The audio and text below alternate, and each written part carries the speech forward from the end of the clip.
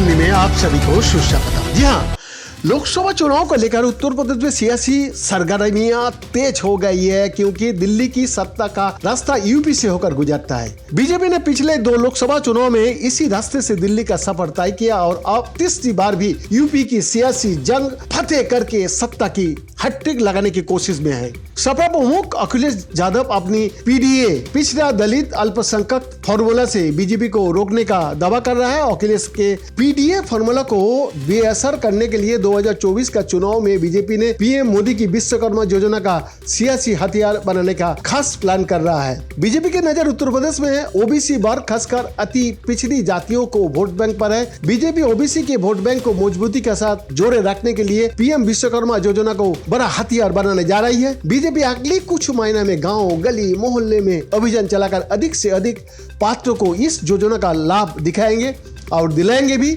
Party की राष्ट्रीय महामंत्री सुनील बंसल ने गुरुवार को लखनऊ में बैठक कर सभी जिलों के पदाधिकारियों और संयोजकों को इसमें पूरी ऊर्जा से जुटने के निर्देश दिए। उन्होंने प्रत्येक विधानसभा में न्यूनतम 1000 और एक बूथ पर कम से कम इतने लाभार्थियों को जोड़ने का टारगेट दिया है। पीएम विश्वकर्मा योजना का तहत लोहार, सुनार, कुम्हार, बढ़ई, चर्मकार, दर्जी सहित 18 पारंपरिक कार्यों से जुड़े कारीगरों को बाकायदा प्रशिक्षण दिया जाता है। प्रशिक्षण के दौरान उन्हें 500 रुपया प्रतिदिन भाता और टूल किट खरीदने के लिए 15,000 रुपया प्रोत्साहन राशि दी जाती है। कारीगरों को इस योजना का तहत 5% वार्षिक ब्याज दर पर 3 लाख रुपया तक का कर्ज भी सरकार दिलाती है। बीजेपी लोकसभा चुनाव से पहले इस योजना से शिल्पकारों और कारीगरों को बड़े वर्ग को जोड़ने का प्लान कर रही है। पार्टी नेताओं को बाकायदा टैक्स भी दिया गया है।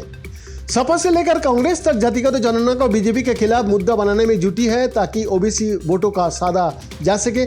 सपा प्रमुख अखिलेश यादव कह रहा है कि पीडीए से ही बीजेपी को हराएंगे। बीजेपी गैर यादव ओबीसी के जरिए ही यूपी में दोबारा से खड़ी हुई है और पिछले 4 चुनाव, 2 लोकसभा, 2 विधानसभा से इस फॉर्मूला से जीत रही है।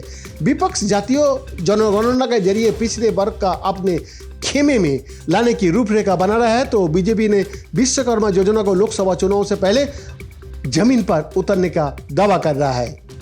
बीएन का रिपोर्ट,